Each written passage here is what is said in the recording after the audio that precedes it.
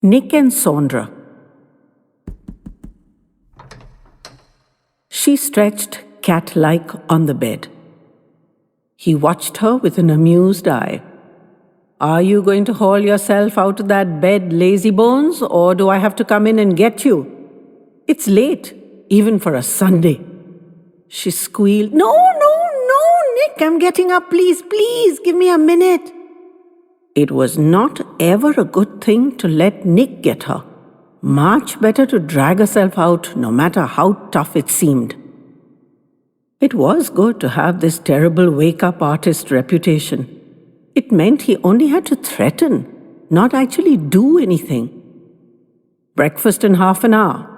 Be there, or I'll come and get you. No second chances, young lady." He sauntered out, chortling, throwing his wicked little ultimatum over a careless shoulder. He got busy with the cornflakes, milk, eggs, and toast. He was handy in the kitchen. When Saundra came out, half an hour later, he had everything set to perfection. She hadn't, he noticed. She hadn't done her hair, and she was still in her fluffy slippers, but he could cut her some slack. They got set to chow down on the goods. Saundra had a good appetite for a tiny slip of a thing. They had the day together, just the two of them, and between forkfuls, they chalked out a plan. The museum in the morning, there was an exhibit he wanted to show her. A little while at the skating rink after that. He loved skating and Saundra had tried it once. And then a late lunch, since they were having a late breakfast.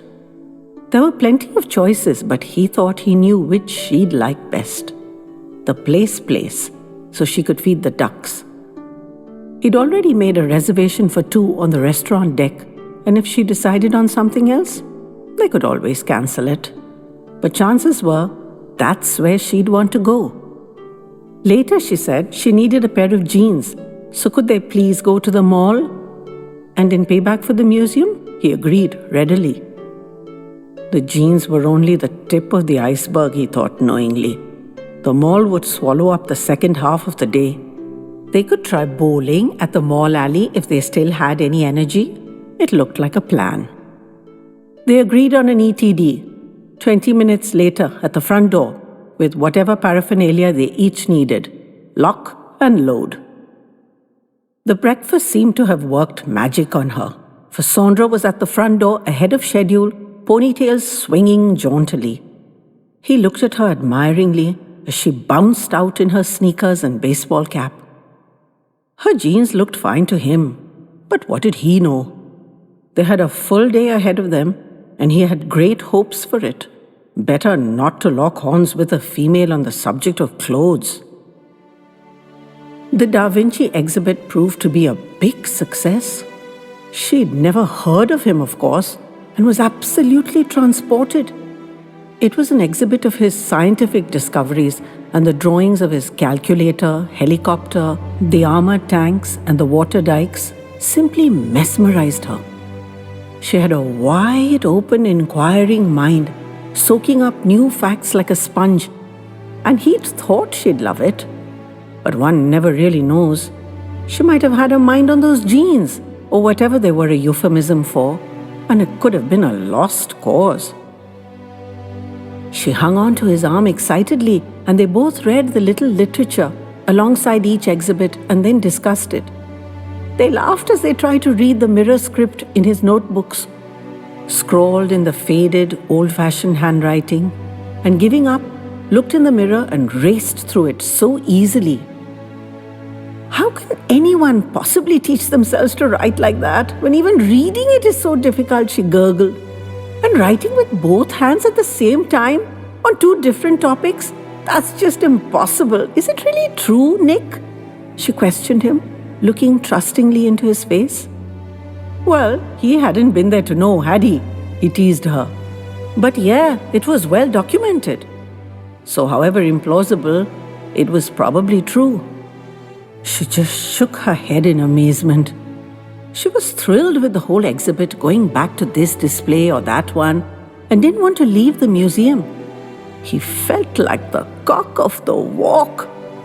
Seeing her eagerness and excitement at this new subject, Her quick absorption of the facts and the way she trusted him to know more, even when he so evidently didn't, and was reading the captions along with her, it just made his heart swell with happiness.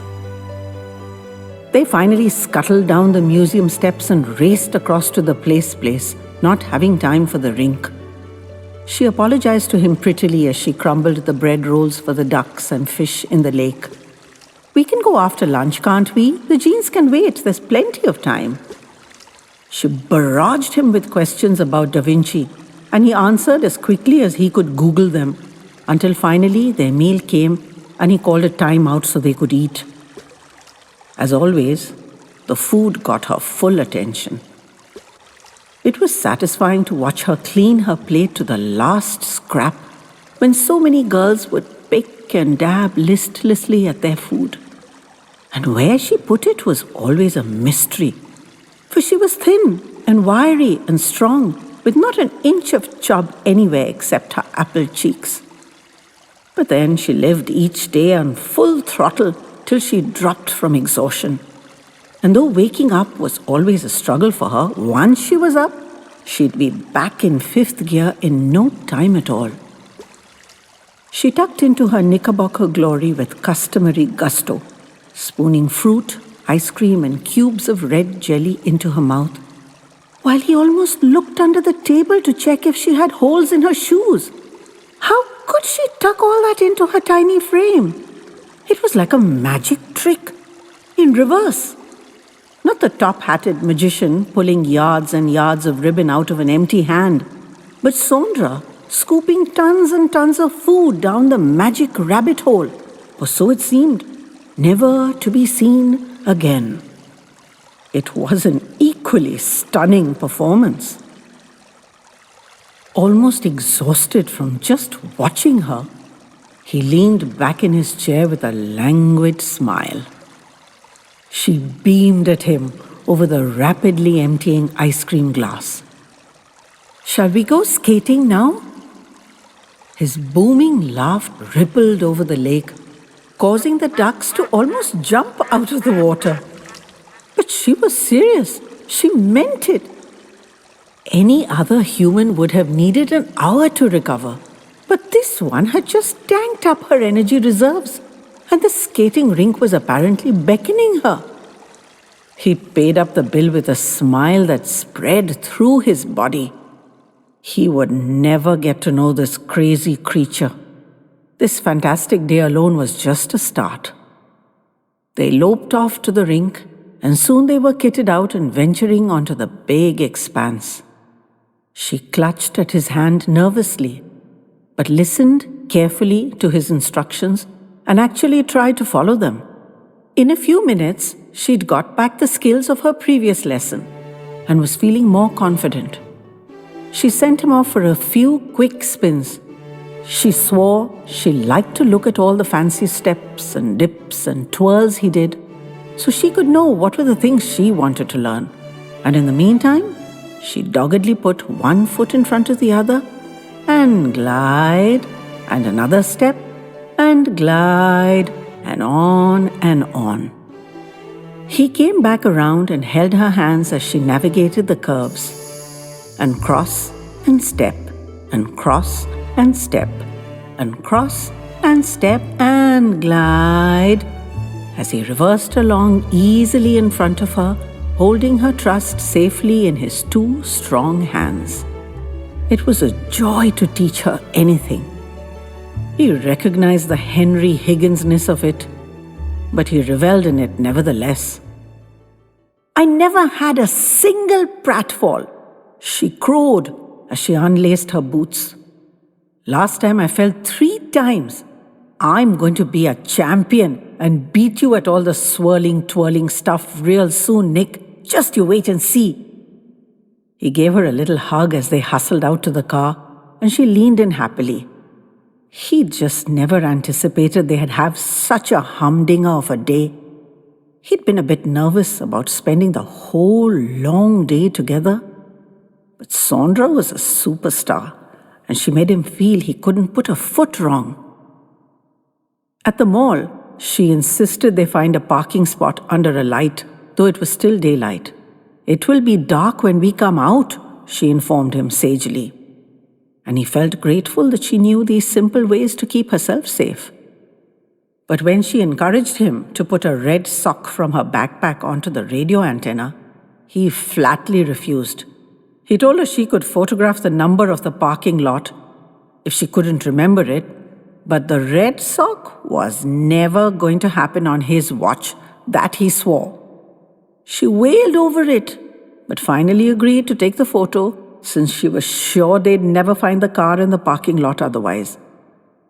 His assurances that he would, and always did, were of no avail.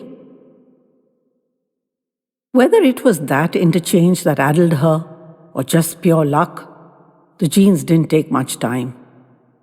Unlike any other female he knew, from his grandma to his nieces, Saundra was back in just a short while, clutching the single pair of jeans, to the untutored eye, exactly like the ones she was wearing. That remark earned him a withering look, of course, but then he should have known better than to say it aloud. He asked her if there was anything else she wanted, but she just tossed off a casual, "No thanks, Nick," which knocked him sideways to say the very least. Such a big opening, and she just shrugged it off. That was simply awesome. She was a keeper, this girl. Just as well, he thought self-mockingly.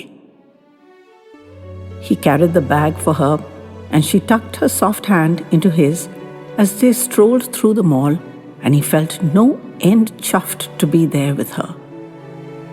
They decided against the bowling alley. She wanted a spaghetti dinner and agreed to a small side salad, but only if it was delicious. So they stopped off to pick up the ingredients before heading home. And she was properly awestruck when he marched her out of the mall and straight to the car without needing a photo or a red sock for help. In the kitchen, he made her help with the prep work, instructing her methodically at each step. They chatted as they worked, neither one even glancing at the TV, which flickered away silently in the background. They discussed how best to check the pasta, and threats of throwing some of it at the wall to see if it stuck were dismissed with mock glares. Saundra chomped away at the salad and pasta, admitting it was delicious, though she never actually said so. Her clean plate told its story. And finally, they were curled up on the couch, watching TV. She scooted over to his side, dragging her blanket with her, and laid her head on his arm. They were both silent. Suddenly she bounced up, surprising him, knelt on the couch next to him and flung her arms around his neck, kissed him soundly on each cheek, and then settled back down cozily against him before he knew what was what. "I'm not going to call you Nick anymore," she said in a firm, brooking, no-nonsense voice. "From now on, I'm going to call you Dad." "Is that okay?" she asked, suddenly cautious. "That's okay, Saundra," he said, choking out the words as his emotions almost overwhelmed him. "In fact, it's very good indeed, and I think it will delight your mum too." "Do you think so?" "Then we'll tell her tomorrow when she gets back," she announced merrily, and relaxed her body drowsily onto his arm. "Good night, Saundra." "Good night, Dad."